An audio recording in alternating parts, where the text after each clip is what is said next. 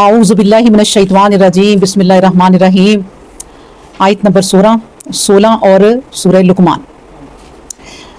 या बुनैया इन्नहा इन तकू मिस्काला हब्बतिन मिन खरदालिन फतकुन फी सखरतिन औ फिस समावाति औ फिल अर्दी याति बिहल्लाह इन्नल्लाहा लतीफुन खबीर।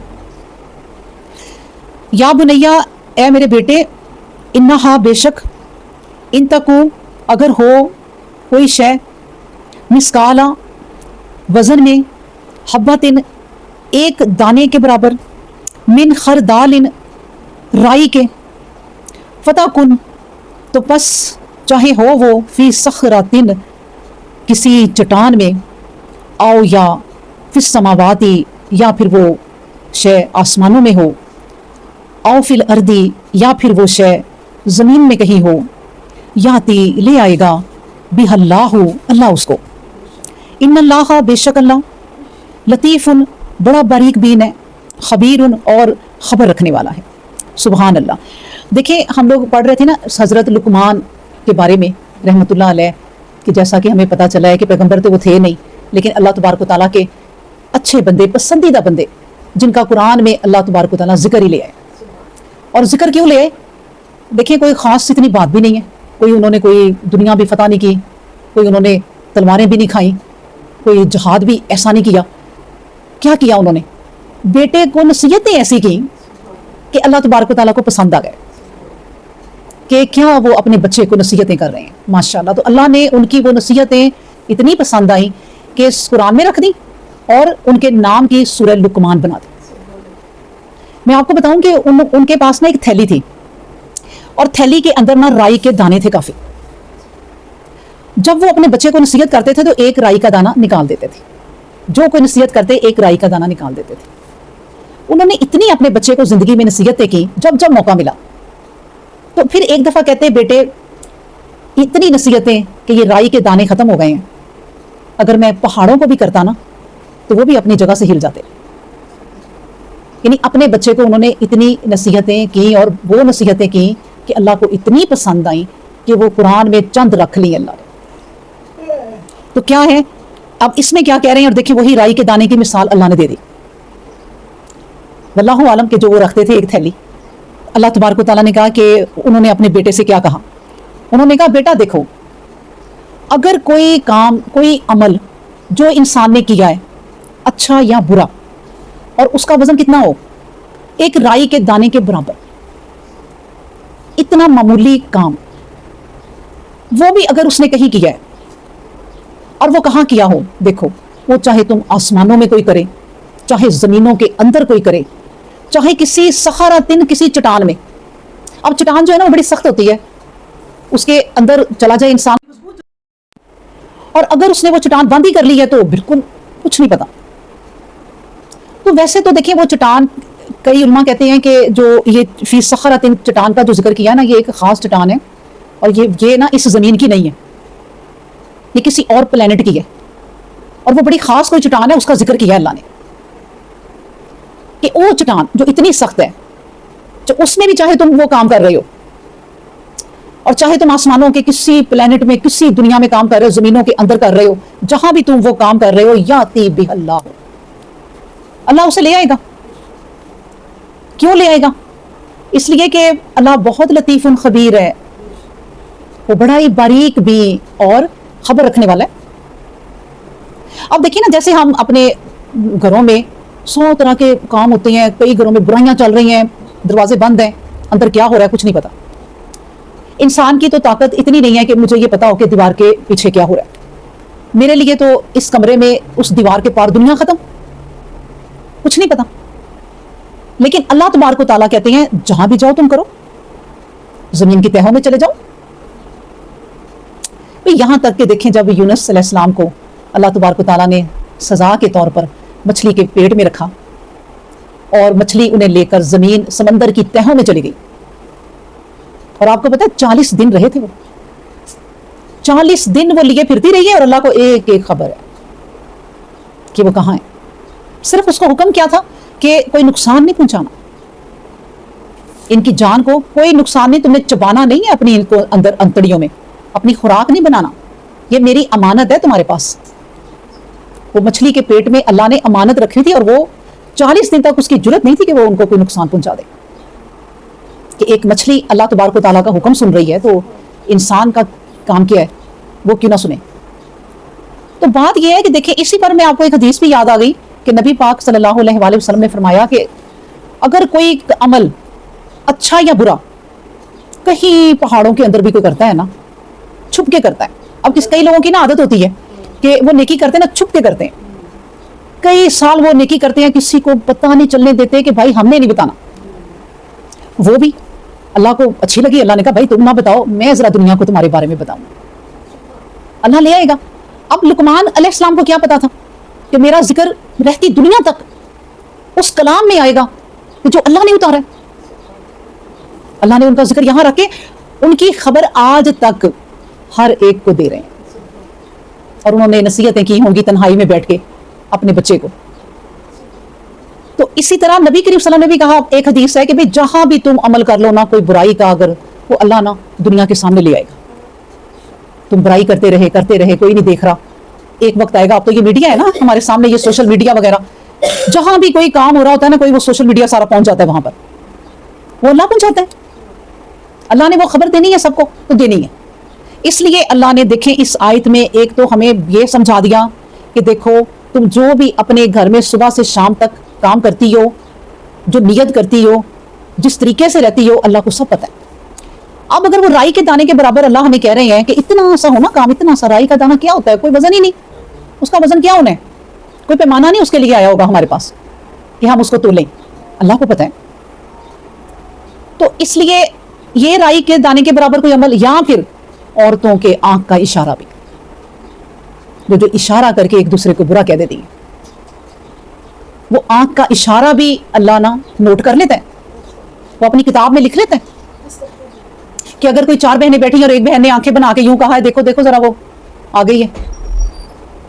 تو یہ سب باتیں جو ہے نا یہ اللہ تبارک و تعالیٰ کو پسند ہی نہیں ہے.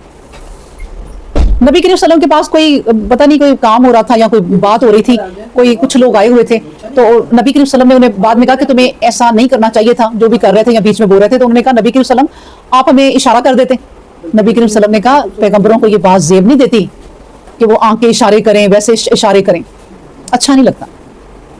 تو اس لیے یہ جو آنکھ کا اشارہ تک بھی ہے نا, میرا مطلب صرف یہ ہے کہ اتنا سبھی جو عمل ہے نا ہمارا وہ سب اللہ تبارک و تعالیٰ کی نظر میں ہے, کیونکہ لطیف الخبیر وہ بڑا باریک بھی ہے, وہ نہیں کوئی بات چھوڑتا. یہاں تک کہ دیکھیں نبی کریم صلی اللہ علیہ وسلم نے کہا جتنے قدم تم زندگی میں چلتے ہو اچھائی کی طرف, جتنے قدم تم زندگی میں چلتے ہو برائی کی طرف, وہ قدموں کے نشان اللہ کے پاس ہے, وہ تمہیں تمہارے قدموں کے نشان دکھا دے گا, وہ بھی نہیں ضائع کرتا.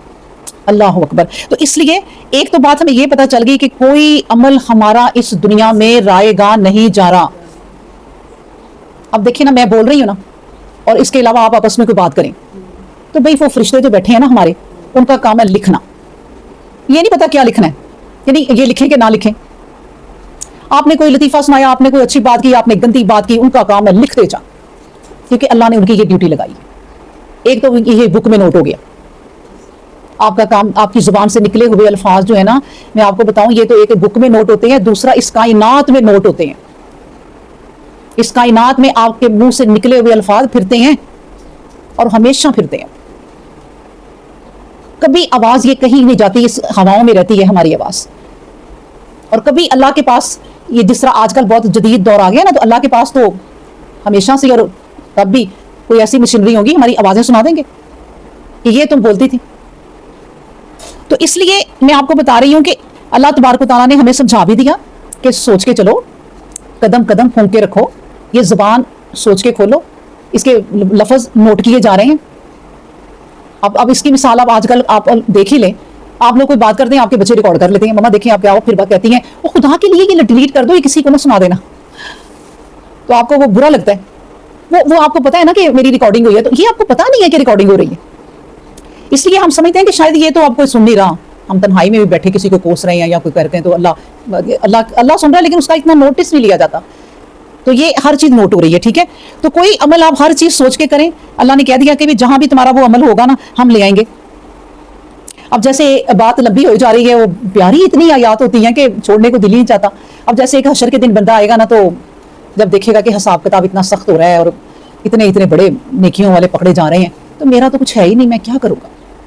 جب اس کی باری آئی تو اللہ نے کہا بھائی کچھ لاؤ. اس نے کہا میرے پاس تو کچھ نہیں ہے، کوئی نیکی نہیں ہے، میں نے بڑے یاد کی ہے. وہ تو بیچارہ اب کھڑا تھا کہ دیکھو میرے ساتھ کیا ہوتا ہے. اللہ نے کہا نہیں کچھ تو ہوگا. اس نے کہا نہیں. اللہ نے جب خود یاد کرایا کہ بھائی فلاں بات کہو نا، تو دل میں ڈالی. تو اس نے کہا ہاں اللہ تعالیٰ میں نا دنیا میں جب رہتا تھا نا تو میں کسی کو کوئی قرض دے دیتا تھا تو پھر میں واپس نہیں مانگتا تھا شرم کے مارے. جب میں واپس مانگتا تھا تو پھر وہ اگر کوئی نہیں دے سکتا تھا تو میں کہتا تھا چلو میں نے تمہیں معاف کر دیا، اس کے علاوہ میرے پاس کوئی نیکی نہیں. اللہ نے کہا بھائی تو میرے بندوں کو معاف کرتا تھا تو میں تو غفور الرحیم ہوں. آج تو اس کے پاس کھڑا ہے، تو جاؤ میں نے تمہیں نہیں اس نیکی پہ تمہاری نسلوں کو بھی معاف کر دیا. تو یہ اللہ ہے وہ کہ جو اتنا سا عمل بھی ہمارا دیکھ رہا ہے اور ہم بھول جائیں گے.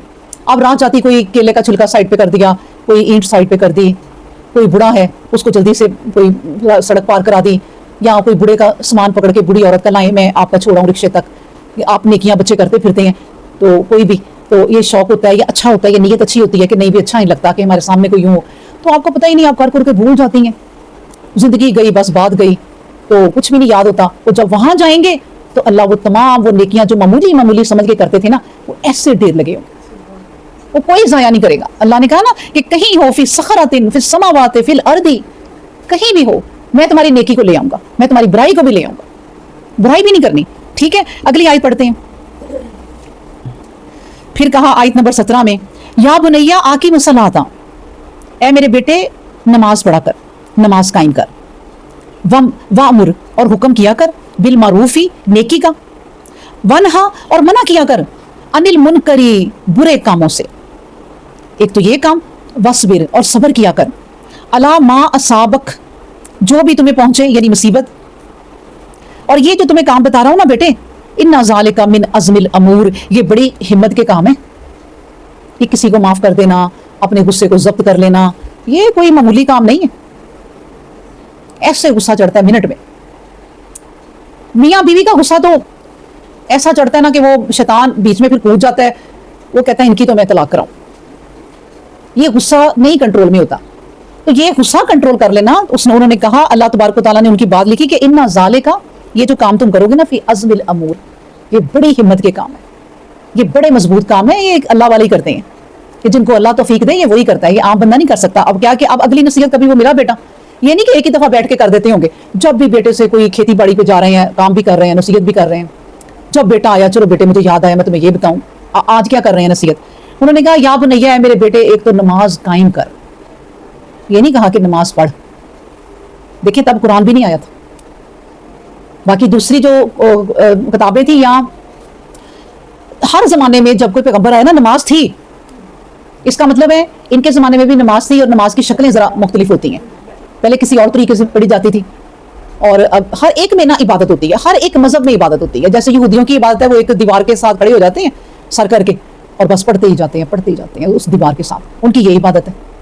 ہماری عبادت ہے اللہ نے کہا آقیم الصلاۃ، نماز قائم کرو، نماز پڑھو اور اس کو قائم رکھو. نماز پڑھ کے اپنے ساتھ ساتھ نماز کو لیے پھرو کہ کوئی ایسا میں کام نہ کروں میں نماز پڑھنے والا بندہ ہوں یا بندی ہوں. تو آقیم الصلاۃ، بیٹے نماز پڑھا کر. کیونکہ جو بھی جس طرح کی بھی جس زمانے میں بھی نماز تھی نا، جب بھی انسان کوئی عبادت کرتا ہے نا تو وہ اللہ کے قریب ہو جاتا ہے. اللہ نے امت محمدیہ کو اتنی سہولت دی اپنے قریب ہونے کی کہ 5 وقت نمازیں رکھ دی. اور اللہ کو امت محمدیہ سے اتنی محبت تھی کہ نبی کریم صلی اللہ علیہ وسلم نماز لینے کے لیے گئے تو 40 نمازیں دے دی کہ ہر وقت بندہ 50 نمازیں دے دی کہ ہر وقت بندہ جو ہے نا وہ میرے پاس رہے. کیسی بات ہے، یعنی محبت ہے نا یہ اللہ کی. لیکن نبی کریم صلی اللہ علیہ وسلم نے اپنی امت کے لیے رعایت مانگی اور پھر یہ نمازیں ہم پر 5 ہو گئی. تو یہ نمازیں رکھی اللہ نے عبادت کہ بھائی بندے میرے قریب رہے. اور جتنا آپ جب بھی عبادت کریں گے نا آپ کا دل نا اس وقت تھوڑا ایمان سے نا پور ہو جائے گا. عبادت کی ہے نا تو آپ محسوس کریں گی کہ میں کوئی اللہ کے قریب ہوں. وہ پھر دنیا کے کاموں میں ایسے بندہ پڑتا ہے نا پھر آہستہ آہستہ وہ چیز ختم ہونا شروع ہو جاتی ہے اور دوسری چیزوں میں انسان آنا شروع ہو جاتا ہے دنیاوی. اتنی دیر میں اگلی نماز کا ٹائم ہو جاتا ہے. وہ اگلی نماز کا ٹائم ہوتا ہے تو پھر یاد آتا ہے کہ بھائی میں تو اللہ کے قریب ہو گئی ہوں ماشاءاللہ. تو وہ پھر ایمان تازہ ہو جاتا ہے. یہ اللہ نے جو 5 وقت نماز رکھی نا، اپنے سے ملاقات رکھی ہے، یہ ایمان ہمارا تازہ کرنے کے لیے رکھی ہے. یہ بھول نہ جاؤ کہیں.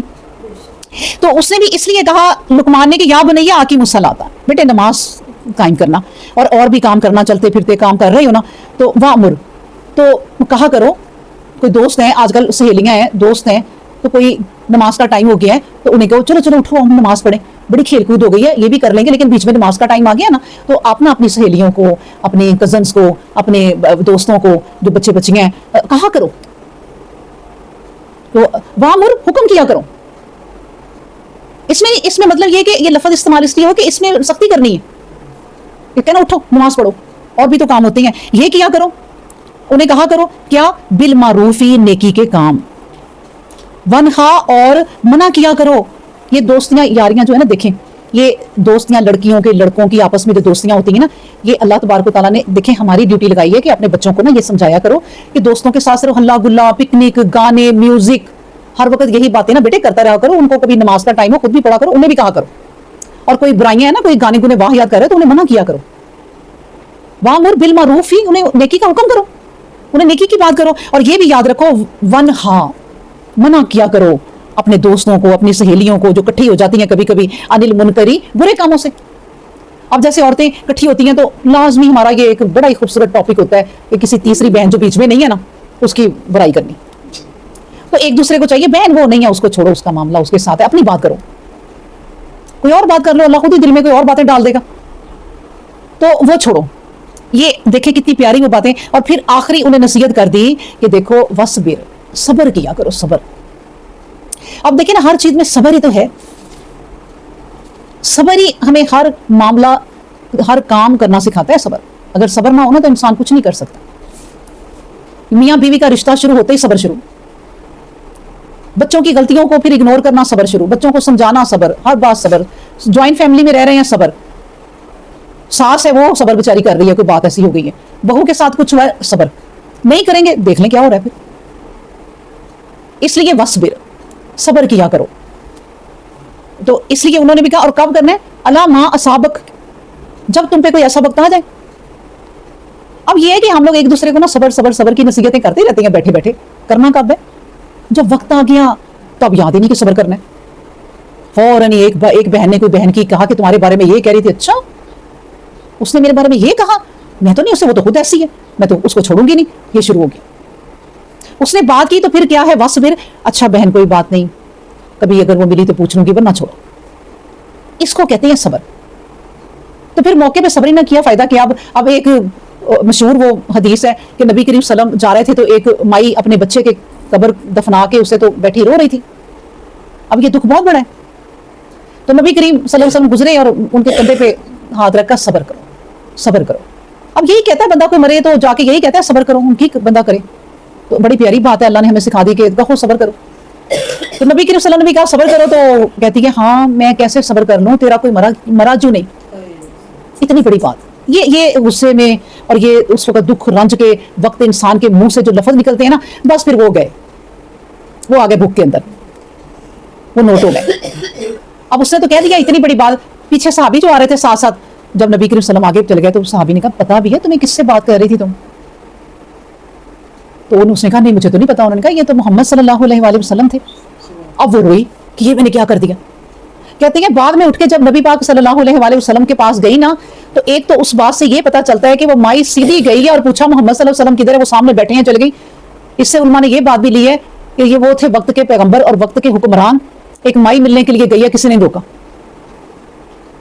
یہاں پر آپ اپنے وقت کے حکمران سے جو ہمارا حکمران ہے جو ہمارا یعنی مسیح ہے ہمارے دکھ درد دور کرنے کے لیے آیا ہے ہمارے, وہ ہم سے کبھی ملے گا نہیں, کبھی بھی ٹائم نہیں دے گا وہ کبھی بھی. اور وہ جو رب رحمت للعالمین ہے جن کے پاس بادشاہ چل کے دوسرے ملکوں کے ملنے آتے تھے اور جب وہ آتے تھے نا تو وہ کہتے تھے بھی تمہارا بادشاہ کون ہے, وہ کہتے تھے وہ ہے بیٹھے ہوئے. اسی طرح کے کپڑوں میں اسی طرح کی رویے ان کے بیچ میں بیٹھ جانا زمین پر ہی, کوئی تخت تاج نہیں الگ سے. اور وہ حیران ہوتے تھے بادشاہ آ کر کے تمہارا بادشاہ ہے کہ بیچ میں یہ ہوتی ہے اللہ نے جو دنیا کی حکمرانی دی وہ یوں کرے. تو وہ مائی گئی ہے تو سیدھی چل گئی ہے نبی کریم صلی اللہ علیہ وسلم کے پاس. نبی کریم صلی اللہ علیہ وسلم مجھے معاف کر دیں, نبی کریم صلی اللہ علیہ وسلم مجھے معاف کر دیں. تو نبی پاک صلی اللہ علیہ وسلم نے کہا وقت وہ تھا صبر کا, وہ وقت گزر گیا. وہ تو میں نہ کہتا اس وقت 2-4 گھنٹے بندہ روتا ہے پھر صبر آ جاتا ہے, پھر اور 2-4 گھنٹے روتا ہے تو پانی بھی پی لیتا ہے, پھر کھانا بھی کھا لیتا ہے, پھر ختم. پھر تو نیچرلی صبر آ جاتا ہے نا خود ہی. لیکن جو وقت گزر رہا ہوتا ہے اس وقت صبر جو ہے نا وہ ضروری ہے. اللہ اکبر. تو دیکھیں ان کی پیاری پیاری نصیحتیں کتنی پیاری کہ یا بنیا اقیم الصلاۃ وامر بالمعروف ونہا عن المنکر واصبر علی ما اصابک. لیکن یہ سارے کام جو ہے نا یہ بڑے عزم الامور ہیں, یہ بڑی ہمت کے کام ہے. جو کر گیا تو وہ لیکن نا یہ کام وہ ہے, میں آپ کو بتاؤں کہ جس کے بدلے آپ کو جنت ملنی ہے, یہ وہ کام ہے. آپ پورا دن کسی کمپنی میں جاب کریں نا, آج کل لڑکے لڑکیاں اتنی جابز کر رہے ہیں پڑھائی کرنے کے بعد, تو ان کے سارے کام آپ کو پورے دن میں جو آپ کی ڈیوٹی ہے نا وہ کرنے پڑتے ہیں. تو پھر جا کے آپ کو مہینے کے اینڈ پہ 1,00,000 1,50,000 تنخواہ ملتی ہے, وہ بھی کسی کی کم ہوتی ہے. پھر جا کے وہ آپ کو وہ رقم ملتی ہے. تو یہاں پر اگر وہ جنت کے کام نہیں نا سارے کریں گے تو جنت کیسے ملے گی؟ جنت کیا ایسے مل جائے گی؟ اس کے لیے کوئی محنت نہیں کرنی پڑے گی. اس کے لیے یہی محنت ہے, یہ جو ہم پڑھ رہے ہیں قرآن کے صبر کرو اور نیک اعمال جمع کرو اور نمازیں پڑھو, پھر نمازوں کی حفاظت کرو مطلب کہ قائم رکھو. یہ ہے قرآن پڑھو تو اس کو طریقے سے پڑھو, سمجھ کے پڑھو, جتنا پڑھا اس پر عمل کرنے کی کوشش کرو. یہ ہے وہ سارے کام, بس کوئی مشکل کام نہیں ہے دیکھا جائے, لیکن جو نہیں کرتے ان کے لیے بہت مشکل کام, ان کے لیے مشکل ہو جاتے ہیں.